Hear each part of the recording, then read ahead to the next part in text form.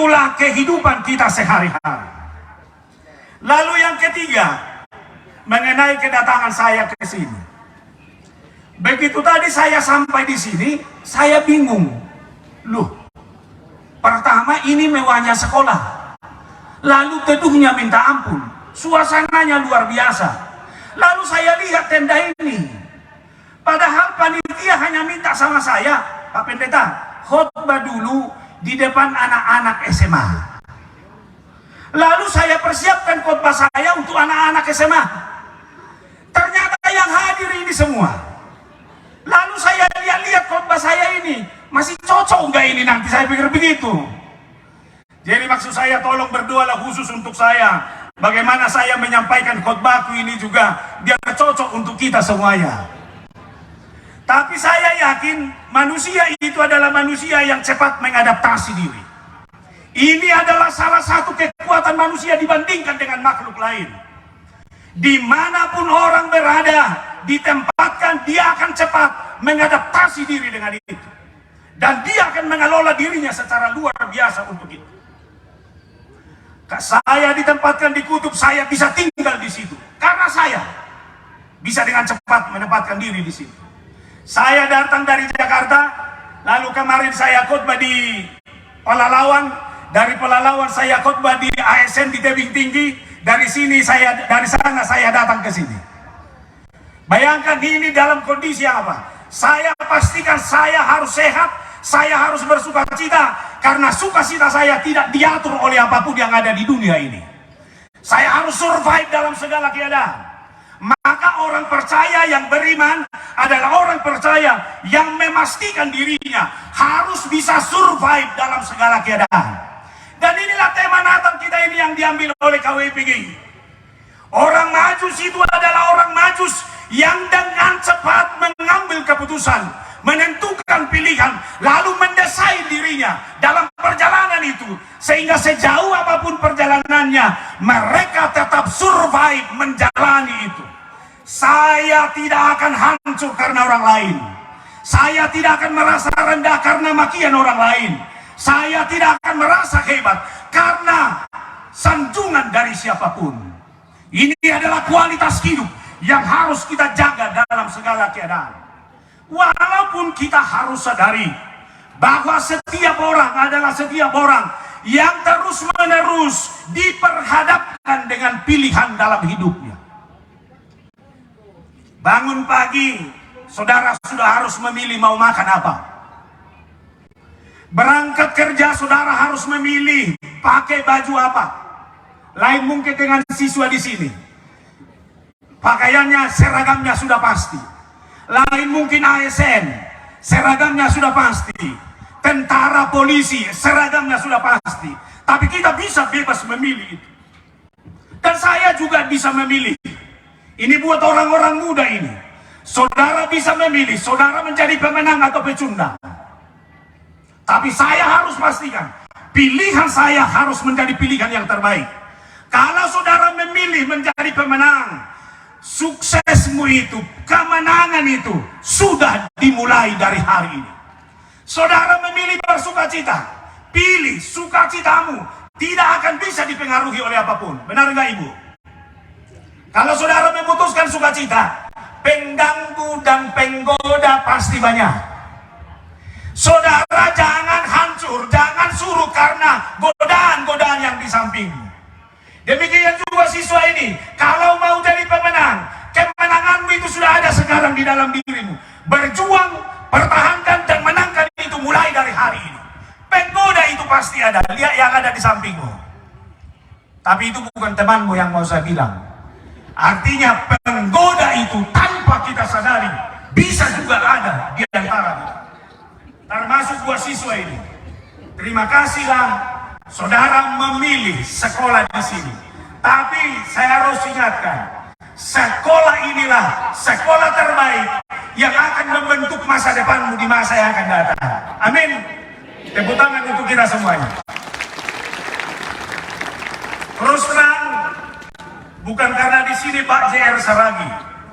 Kita beruntung dengan adanya tokoh seperti beliau ini. Memilih mencintai mencintai kampung halamannya, memilih mencintai orang-orang yang harus ditolong. Saya belajar dari dua moto hidup beliau. Yang pertama, moto hidup beliau adalah sukacitaku adalah melayani. Ini adalah moto yang luar biasa. Kalau orang sudah bersukacita melayani, itu bukan hanya konsep, itu bukan hanya dogma, itu bukan hanya ideologi, tapi itu adalah komitmen hidup. Sebab melayani itu tidak ada harga diri, melayani itu tidak ada status, tapi melayani itu menghadirkan diri kita menjadi orang terbaik kepada siapapun. Maka siapa orang yang mau ambil bagian dari sebuah pelayanan, itu artinya dia mengorbankan hal yang terbaik dari dirinya demi kehidupan orang lain. Maka saya harus katakan, tidak banyak orang yang mau ada di posisi ini. Banyak orang yang suka nonton dan melihat-lihat.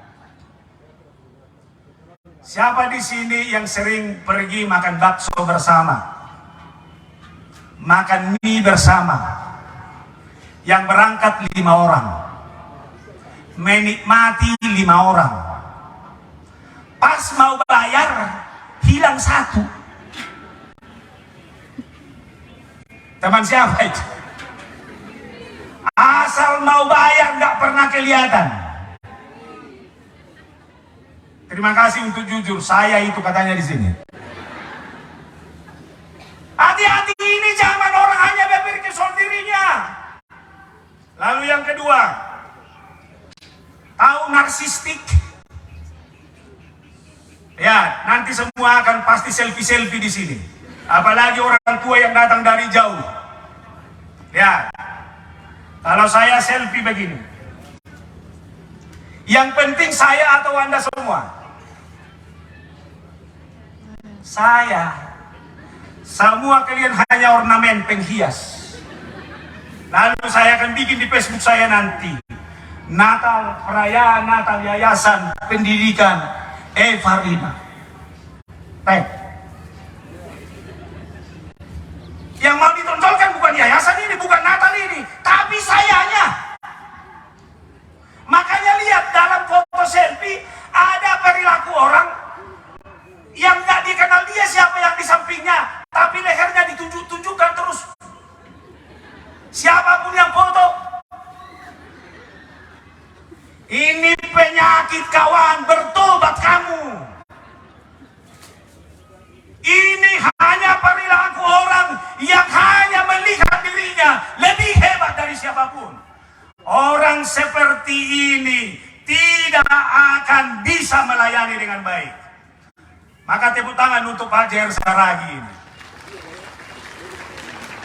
Lalu moto hidup beliau yang kedua, gak tahu beliau ini, saya curi dari beliau ini. Saya tahu itu apa namanya sakit. Benar gak Pak Saragih? Saya tahu itu apa namanya sakit. Berdasarkan moto ini, beliau membangun sekolah, membangun rumah sakit, membangun klinik. Karena orang yang melayani itu adalah orang yang tahu kebutuhan orang. Orang yang melayani itu harus berangkat dari dirinya. Orang yang melayani itu harus berangkat dari kualitas, dari siapa dirinya, dari pergumulan hidupnya. Beliau 1 tahun sudah ditinggalkan oleh ayah yang mencintai beliau. Tinggal di rumah neneknya.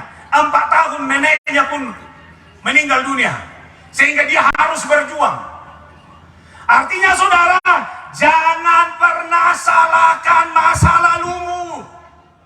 Jangan pernah salahkan kehidupanmu sekarang. Tapi jadikan setiap hal yang saudara alami hari ini menjadi sebuah momentum untuk mencetak saudara menjadi orang yang berdampak di masa yang akan datang.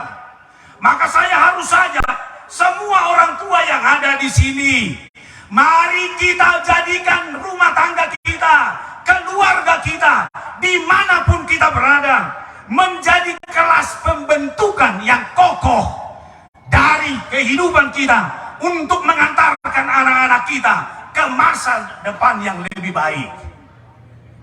Terus terang, saya dididik di tengah-tengah keluarga yang taat berdoa.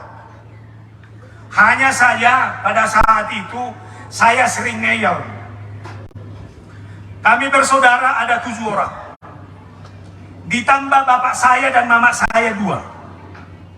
Setiap malam akan bergantian berdoa.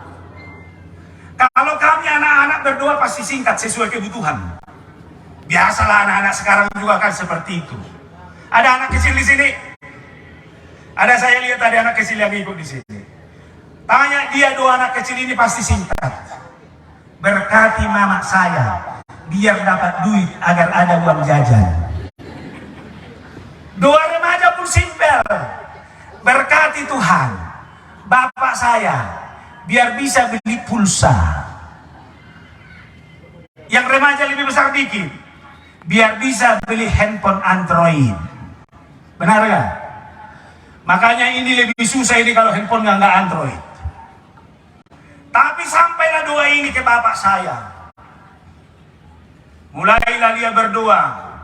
Laiku tadi jumpa di Seribu Dolo. Kami pesta.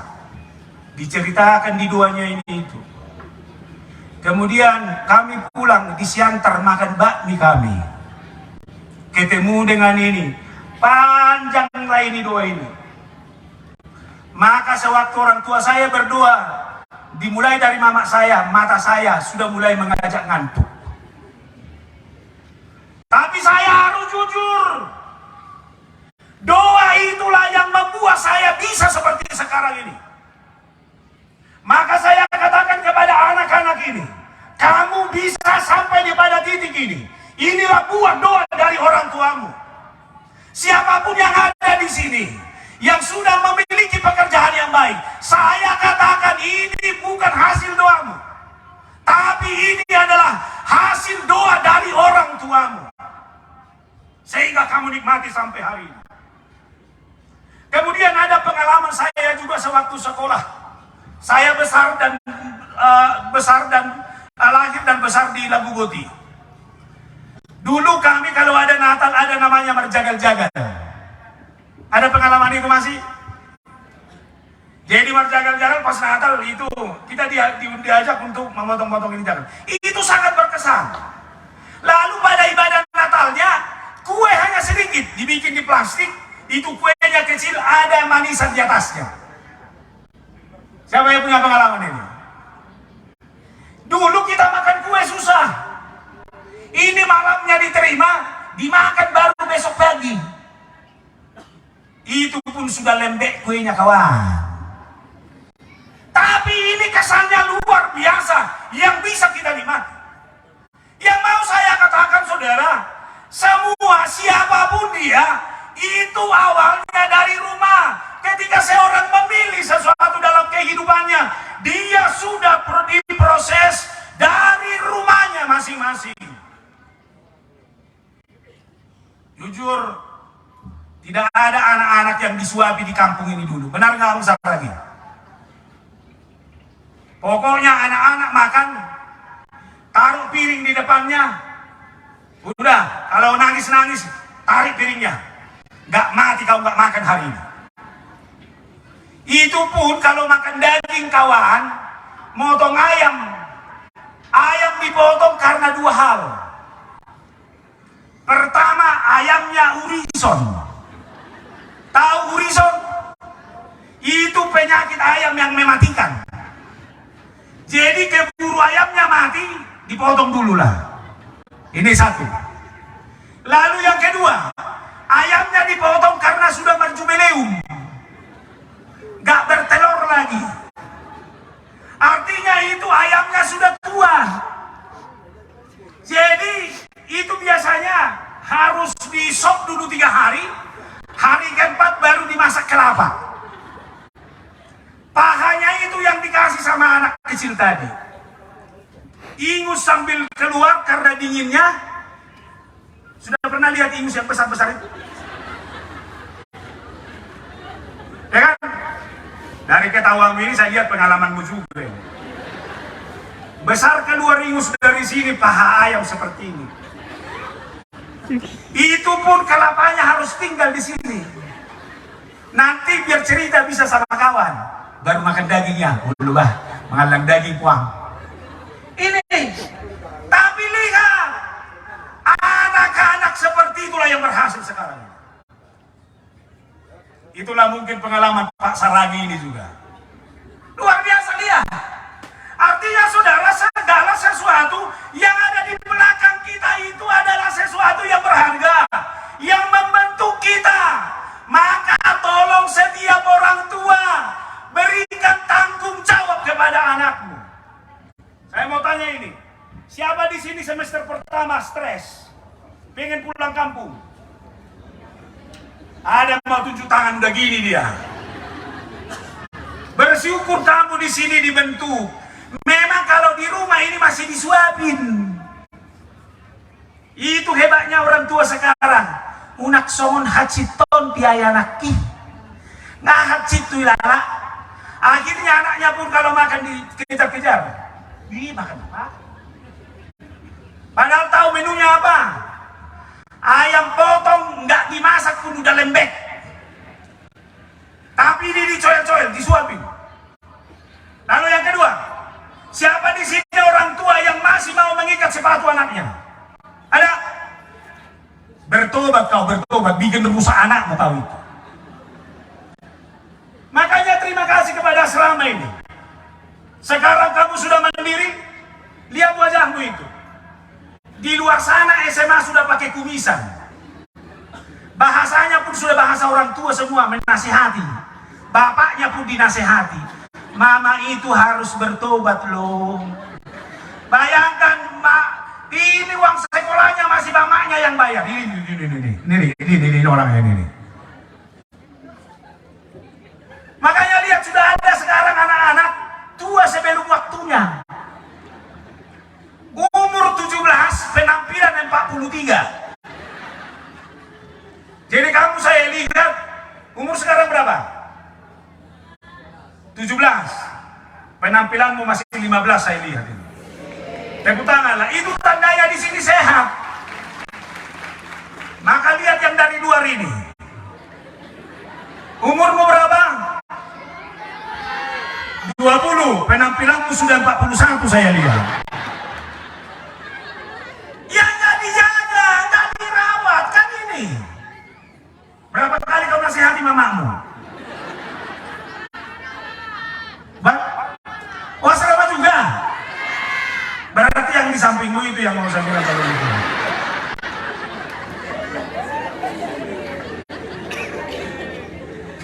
Ini kan soal pengelola. Yang terbalik lagi, memang aneh zaman ini sekarang. Yang tua penampilannya seperti remaja. Memang mall-mall ini yang bikin itu. Pergi ke mall. Ada nggak khusus di situ pakaian usia 50 sampai 90? Nggak ada kan? Pakaian wanita. Maka lihat ibu-ibu sekarang ini juga.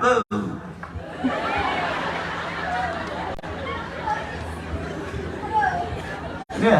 Aduh katanya di sini lihat. Memang ibu-ibu sekarang ini udah kayak cen-cen juga.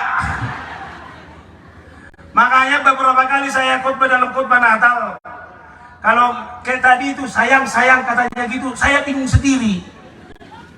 Karena rasa sayang itu bukan perasaan. Rasa sayang itu adalah totalitas hidup, kan itu.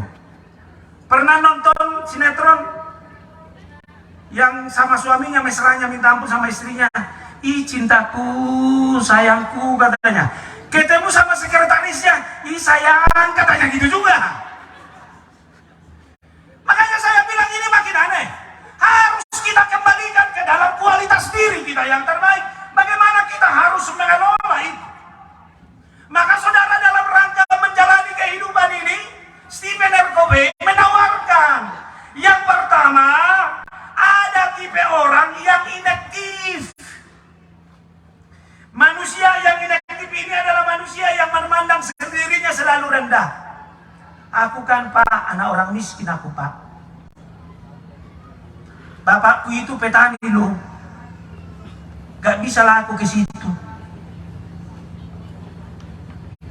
Pernah lihat gajah, kakinya diikat, otaknya jalan enggak? Enggak. Padahal hanya kakinya diikat, kekuatan masih di situ, rantai itu bisa diputuskan. Langsung merasa lemah.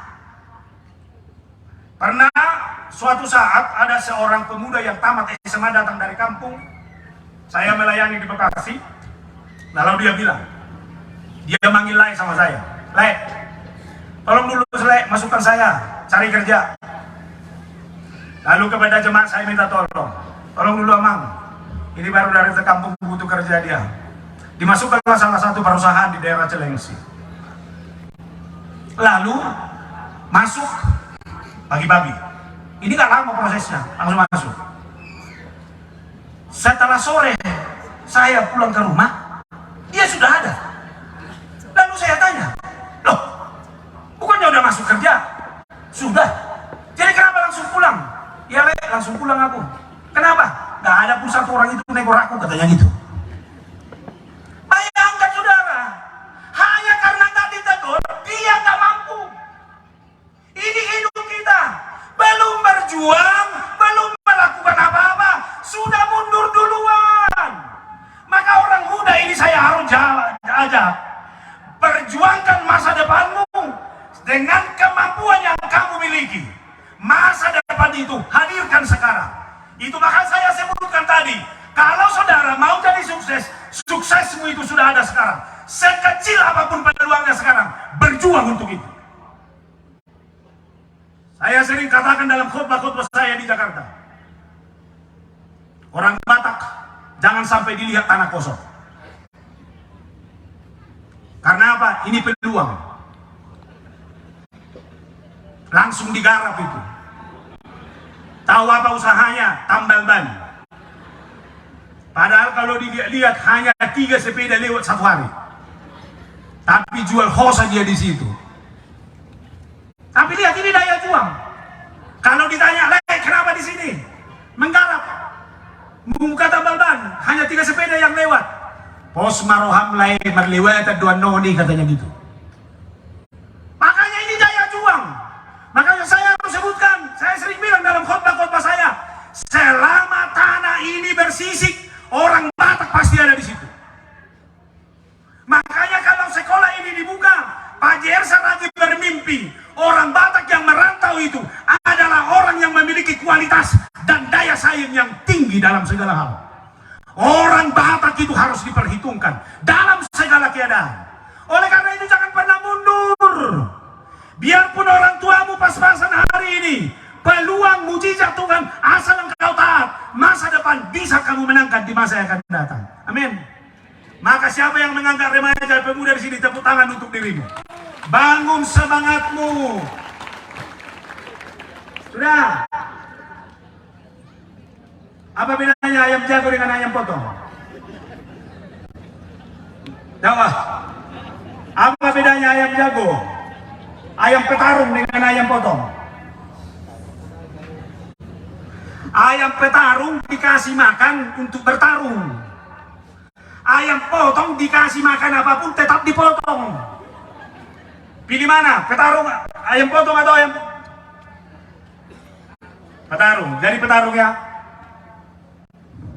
Ini adalah hidup. Harus diperjuangkan dalam segala hal. Komitmen itu harus dibangun. Kalau orang tua hadir di sini itu hanya mau melihat masa depan. Tapi pendidikan di yayasan ini, rumah sakit ini adalah orang yang harus mendesain, membangun orang yang akan sukses di masa yang akan datang. 3 hal yang membuat orang sukses. Pertama, dia sehat. Benar? Makanya berterima kasih sekolah ini. Sengaja pendidikannya diatur oleh para guru, tapi kesehariannya dikelola oleh seorang yang dari ketentaraan. Disiplinnya kuat. Hanya mau menjaga kesehatan ini. Karena lihat, gak laku orang yang gak sehat. Melamar kemanapun, syarat yang pertama adalah surat kesehatan. Maka masing-masing tolong jaga kesehatanmu. Saudara sakit nggak laku. Sarupa madohot kami padito. Waktu sehat masih didengarkan khotbah. Kalau nggak sehat lagi sudah tidur di rumah, nggak ada lagi itu. Dalam segala hal juga itu berlaku. Makanya yang sehat yang cantik, benar? Yang sehat yang ganteng. Oke, itu yang pertama. Lalu yang kedua, intelektualnya teruji. Saya mau tanya, baru apa ini yang di sampingmu yang pakai baju batik-batik? Baru apa? Baru sinalai, tulangmu saya ya. Cantik kau bere. Mau nggak sama laki-laki ganteng tapi ininya nggak jalan? Nggak mungkin. Diajak ngomong nggak pernah nyambung. Mau? Atau ada perempuan yang mau laki-laki seperti itu? Karena memang udah aneh, karena umur udah 40, Tuhan sudah layak bagaimanapun datang jadilah. Jangan begitu. Makanya sehat intelektual ini pun diuji. Ini pun harus dipersiapkan. Sudah ganteng, sudah cantik, pintar musik. Yang ketiga, orang akan sukses kalau moral dan spiritualitasnya teruji. Maka kalau Natal ini dibuat, ini bukan hanya perayaan. Kalau Natal ini dibuat, ini bukan hanya menghabiskan anggaran. Tapi Natal ini dibuat agar semua orang yang ada di lingkungan Yayasan Evarina itu adalah orang yang memiliki nilai spiritualitas yang kuat. Dokternya pintar, spiritualitasnya baik. Dokternya hebat, dia juga memiliki moral yang baik. Siswanya pintar, tapi spiritualitasnya juga baik. Dimanapun kita berada sebagai mahasiswa dan dosen, ini yang kita banggakan dalam kehidupan ini. Oleh karena itu berubah. Jangan menjadi manusia yang kalah duluan, menangkan kehidupan. Inilah dalam cerita Alkitab, ketika Musa menyuruh pengintai itu, jangan, mereka besar-besar, lebih bagus jangan kita lawan. Ada yang kedua, manusia yang reaktif. Manusia yang reaktif adalah yang selalu menuntut syarat. Maaf dulu ya, kalau dosen-dosen saya bikin contoh. Bisa nggak? Tapi jangan tersinggung. Kita bangun MOU dulu. Nggak tersinggung? Saya mau dosen terus di Evarina ini. Kalau tahun depan gaji saya dinaikkan. Ini syarat. Tuhan, saya akan semakin taat kalau saya naik pangkat. Tuhan, saya akan mengikut Engkau. Rumahku belum ada, minimal RSS lah. Saya mau tanya, kalau itu sudah dinaikkan maka makin hebat? Belum tentu. Itu hanya sial, hanya menyenangkan diri. Kenapa enggak kita rubah? Saya tidak manusia seperti itu. Pokoknya semua hal bisa saya lakukan demi kebaikan, demi sesuatu yang lebih baik. Inilah tipe yang ketiga, manusia yang proaktif. Ini yang harus kita bangun. Ini yang harus diinginkan oleh bangsa ini. Ini yang diinginkan oleh negara ini. Bagaimana seseorang itu menjadi seseorang yang memiliki inisiatif dan prakarsa. Di mana dia lihat kelemahan, dia harus hadir menolong. Di mana dia lihat sesuatu yang harus diangkat martabatnya, dia harus mengangkat itu. Dan inilah orang yang mau berjalan bersama. Inilah orang yang mau memenangkan kehidupan ini secara bersama-sama. Tepuk tangan untuk sekolah ini. Tahun ini saya dengar masuk 5 orang ke militer angkatan darat dan 1 orang ke angkatan laut. Ini adalah sebuah proses perjuangan. di mana kebersamaan di sekolah ini adalah kebersamaan yang saling menguatkan. Coba kalau satu yang merusak, seperti liturgi mereka tadi itu, sudah pemarah, bangga lagi, sudah pembohong, ketawa-ketawa lagi, untuk mereka bertobat di akhir. Artinya saudara, ini kita bangun. Artinya ini yang harus kita bangun dalam kehidupan ini.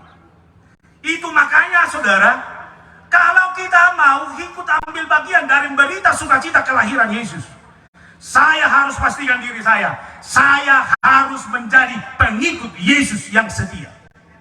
Ada dua kata yang sering saya pakai belakangan ini dalam rangka membangun iman. Yang pertama, setiap orang percaya itu adalah setiap orang percaya yang setiap hari merenungkan firman Tuhan dan menikmati firman Tuhan itu, lalu dia nikmati setiap saat. Lihat, kayak orang Majus itu hanya bintang loh, tapi keputusan mereka final harus bertemu dengan Yesus. Sekalipun jalan dialihkan, tidak ada yang bersungut-sungut. Mereka berjalan saling membenahi, saling menguatkan dalam segala hal. Itu artinya siapa orang yang mengidolakan Yesus, membuat Yesus menjadi profil dalam kehidupannya, itulah orang yang mampu membentuk jati dirinya sehingga memiliki identitas dan karakter yang semakin kuat dalam kehidupan ini. Para cewek-cewek, siapa yang suka nonton film Korea? Siapa idolamu di situ? Lee Min Ho, benar. Lalu Song Joong Ki, nah ini Song Joong Ki. Kenapa itu diidolakan? Gantengnya minta ampun kawan. Kalau laki-laki idolamu siapa? Messi, benar, kemarin baru menang dia. Artinya saudara melihat ini hebat, melihat dia ini ada semangat, ada inspirasi, ada kekuatan. Tapi memang ada penyakit lain, secret admirer. Ada penyakit itu di sini, mengagumi secara tersembunyi. Saya mau tanya Pak Kepala Sekolah, dia selama ini bisa pacaran nggak? Baik, nggak bisa. Jangan, kalau kau pacaran berarti mencuri kau. Nggak bisa kan? Tapi mengagumi bisa? Bisa. Inilah mungkin tertanam di sini, secret admirer. Karena nggak bisa pacaran, mengagumi dari jauh lah. Sebelum masuk sekolah, ruang kelas, lewat dulu dia. Aduh Tuhan, terima kasih. Sudah lewat dia. Inspirasiku. Kan hebat kan? Kalau orang tuamu ini kau tanya cara pacarannya itu dulu, mereka nggak bisa ketemu dengan pacarnya juga. Karena pulang sekolah, langsung ke sawah. Malam minggu ada waktu. Lewat dari rumah pacarnya pun sudah bangga dia. Sudah kulihat pintunya. Terima kasih Tuhan. Itu lihat.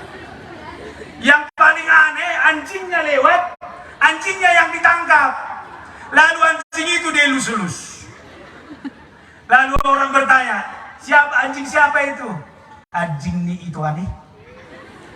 Orangnya nggak bisa dielus, minimal anjingnya. Secret admirer. Ada di sini yang mencintai gurunya diam-diam? Kan sudah ada itu. Kan tidak ada kesusahan menikah sama gurunya, nggak apa-apa. Mencintai tapi jangan miliki lah. Terlampau jauh kawan. Tapi yang mau saya ajak adalah idolakanlah gurumu. Kalau masa kami sekolah ada gelar-gelar guru kami bikin. Ada guru kami dulu namanya si Ponem. Karena dia asal mengajar, Ponem iyalah macam-macam lah. Itu nggak bisa ditiru. Kalau mau sukses, gurumu idolakan. Berdiri dulu semua siswa-siswa di sini, berdiri dulu. Berdiri. Semua berdiri. Sudah semua siswa berdiri. Udah.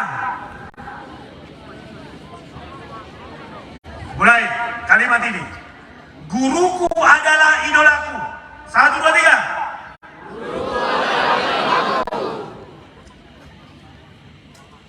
3. Yang mengawasi tadi pos-pos ya, komandan pos-pos. Komandan pos-pos adalah idolaku. Unak kolak kata dah, betul mau. Silakan duduk. Maksud saya Bapak Ibu dan Saudara, kalau kita sudah bisa membuat orang-orang di sekitar kita itu menjadi idola kita, kita akan termotivasi dalam segala. Coba dulu. Kalau ada di sini berdiri orang yang paling tidak kau sukai, apa reaksinya? Coba dulu, pas di sini berdiri. Ibu-ibu ini dulu. Ibu-ibu yang satu ini, inilah ibu-ibu yang kau paling benci sejagat. Berdirilah dia di sini. Apa reaksinya? Ih, jijik aku. Ngapain dia itu berdiri di situ? Bayangkan, nggak usah lihat yang dia berdiri. Siapa di sini yang nggak suka dengan pendetanya? Pulang dari mana? Dari gereja. Loh, kok mulut kamu cemberut? Itu pendeta itu khotbah tadi, jijik aku. Maksud saya, kalau memang nggak suka, penyakitmu yang tambah, kawan. Jangan pelihara itu. Rasa tidak senangmu itu sembunyikan. Siapa di sini istri yang sudah mulai bosan dengan suaminya? Siapa? Ada yang mau tunjuk tangan tapi turun lagi dia. Kenapa kau makin bosan? Karena kejelekan suamimu kau simpan terus. Coba pikir, bilang, sakit-sakitnya hatimu.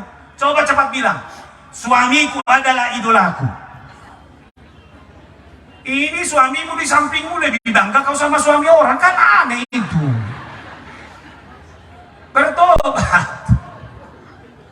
Jadi artinya saudara, ini perayaan Natal ini mengajak kita. Itulah Yesus kita itu. Bayangkan orang Majus yang belum kenal sebelumnya, tapi mereka pengen ketemu. Tahu jauh dari seberapa jauh itu katanya seorang penafsir, itu dari Makedonia ke Bethlehem. Hampir 2.500 km. Kalau naik mobil 29 jam. Jalan kaki hampir 500 jam. Tapi mereka bisa bersama-sama. Karena keinginan. Karena mau menjumpai seseorang yang benar-benar mereka banggakan.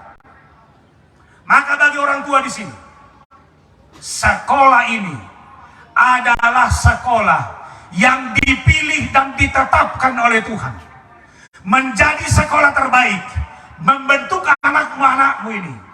Maka berterima kasihlah kepada Tuhan kita yang lahir bagi kehidupanmu.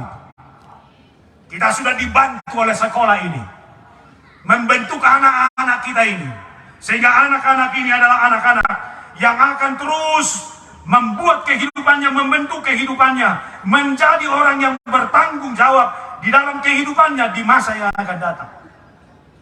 Makanya saya salut dengan tema ini juga. Kita bicara Yesus, tapi kita juga bicara soal pendidikan yang berkarakter Pancasila. Artinya kita harus bangga dengan kurikulum pendidikan sekarang ini. Orang tidak cukup hanya memiliki intelektual, pengetahuan sekolah, tapi orang sekarang harus tanggap budaya, harus tanggap alam, harus tanggap kepada lingkungannya. Ciri orang pintar. Maaf saya harus katakan ini. Yang merusak itu lingkungan siapa? Orang cerdas. Yang merusak, yang membuat segala sesuatunya kacau siapa? Orang pintar. Makanya karakter pendidikan sekarang ini adalah karakter pendidikan di mana orang pintar, tapi dia peduli juga terhadap segala sesuatu yang ada di dalam kehidupannya, termasuk budayanya. Maka saya harus saja kepada anak-anak muda ini, banggalah sebagai orang Batak, banggalah sebagai orang Batak yang mencintai Yesus. Ini namamu siapa? Christopher. Marga apa? Gak pernah dibilang mamaku, gak usah dituliskan katanya. Oh, bertobat kau kawan. Saya Marga Manurung, dia Buru Silalahi. tulangmu saya, bilang sama bapak. Ketemu saya sama tulang, bilang. Cuman nggak dikasih uang, bilang aja sama dia. Ini orang Batak loh. Makanya orang Batak itu ketemu dimanapun bisa langsung bertutur. Orang lain nggak bisa begitu. Makanya pacaran itu lebih enak di gereja. Lirik-lirik aja lah. Siapa yang masih jomblo di sini? Oke, lirik yang di sampingmu. Jangan perempuan. Lirik laki-lakinya lah. Lihat, pacaran di gereja pasti dapat orang Kristen. Benar? Yang kedua, kalau sudah rajin di gereja, minimal sudah tahu berdoa. Yang terakhir ini yang paling enak, tanpa modal kawan, cuman persembahan doang. Itu pun terserah berapa. Kan enak. Makanya dalam lingkungan ini kita harus berbangga. Sekarang sudah jam 12 lewat. Sudah bisa mungkin saya akhiri khotbah saya ini. Karena sudah habis kata-kata saya. Tuhan memberkati kita semuanya. Suksesmu sudah dimulai dari kampus ini. Berjuang terus. Jangan mau jadi pecundang, jangan mau jadi orang dagang. Kita bikin Pak J.R. Saragih ini idola kita. Boleh menderita di awal, di masa-masa kecil, sampai pernah katanya menjadi tukang gali pasir di Jakarta. Tapi lihat, gara-gara beliau kita menikmati banyak hal. Amin. Lalu yang kedua, komitmen harus kita bangun. Selama kamu tidak memiliki komitmen memperbaiki kehidupanmu, tidak ada orang lain yang mau memperbaharuimu. Sehebat apapun sekolah ini, tanpa komitmen dirimu untuk lebih baik, saudara tidak akan pernah lebih baik. Terakhir, jadikanlah Yesus menjadi idolamu. Kenapa saya sebutkan ini terakhir? Sebab apapun yang kau cari di dunia ini, Yesus tidak boleh kita tinggalkan. Carilah dahulu kerajaan Allah dan kebenarannya, maka segala sesuatunya akan diberikan kepadamu. Luar biasa. Tapi memang harus saya bilang, bersabarlah, diproses. Mana Pak Dokter tadi yang dari Santar? Pak Dokter, ada enggak anak yang lahir langsung bisa ngomong? Atau pernah nggak kasus anak lahir langsung kumisan? Nggak pernah. Kalau sempat ada anak lahir langsung kumisan, langsung ngomong, mamanya pasti pendarahan kedua. Tapi lihat Tuhan itu maha baik. Diproses. Hanya bisa nangis dulu, baru merangkak, baru martu garang, apa bahasa Indonesianya martu garang? Lalu bisa jalan. Biarlah hidupmu diproses dengan cara yang seperti itu. Instan itu yang tidak baik. Tapi diproses secara perlahan, tapi menuju kepada sebuah kepastian. Mari kita para orang tua berdoa. Hasil yang terbaik akan didapat anak-anak kita ini. Kalau kau bawa pulang nanti dia, jangan kembalikan lagi ke nol seperti pom bensin. Tapi teruskanlah apa yang sudah dia dapat di rumah ini. Berdoalah buat anakmu ini. Terimalah bahwa kalau orang majus itu bisa bertemu dengan Tuhan. Kamu sebagai orang tua, pertemuanmu dengan Tuhan akan semakin menguatkan anak-anakmu ini. Kita berdoa buat seluruh pembina, kepala sekolah, guru, siapapun yang berperan di sekolah ini, sehingga seluruh yayasan Eva ini, yang di rumah sakit, yang di klinik, yang di Pangkalan Kerinci, semakin diberkati Tuhan. Kita berdoa buat Bapak J.R. Saragih dan Inang Guru Tarigan ini, yang luar biasa. Kita adalah anak dan gurunya dibikin. Sehat-sehat Mamang dan Inang, semakin Tuhan berkati, semakin menjadi berkat lagi. Buat pemerintah yang hadir, kami juga berdoa buat pemerintah. Tuhan memberkati, menjadi pemerintah yang bijaksana. Pertemuan kita dengan Tuhan kita hari ini, itulah pertemuan yang menggairahkan kita dalam segala hal. Amin, kita berdoa.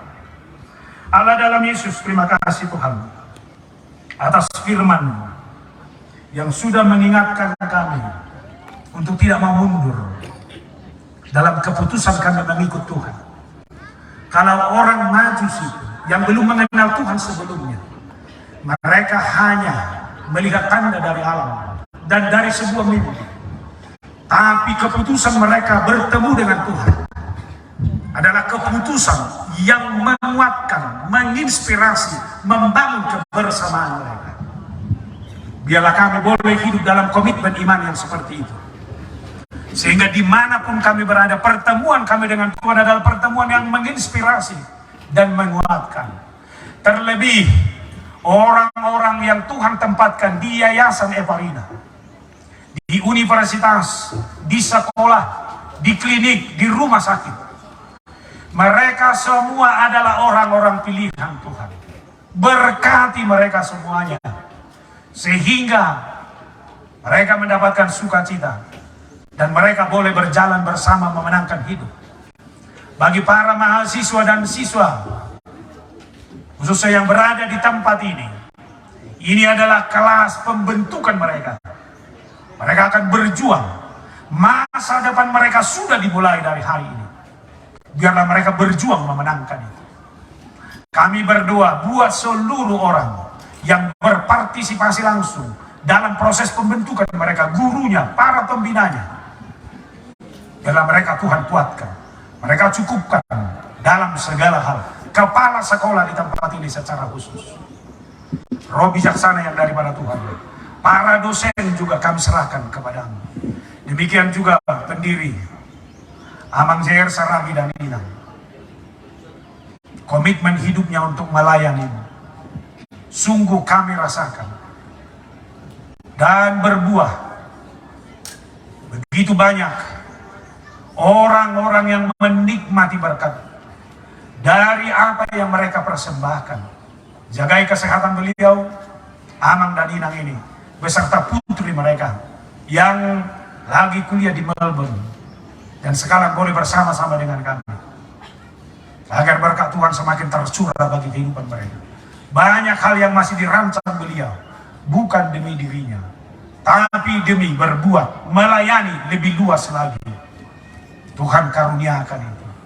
Terima kasih Tuhan, kami semuanya, para orang tua yang hadir di sini, terima kasih atas berkat-Mu. Dan terima kasih juga atas panitia yang mempersembahkan acara yang luar biasa ini. Pemusik yang terlibat dalam ibadah. Hanya dalam Yesus Kristus kami berdoa. Amin.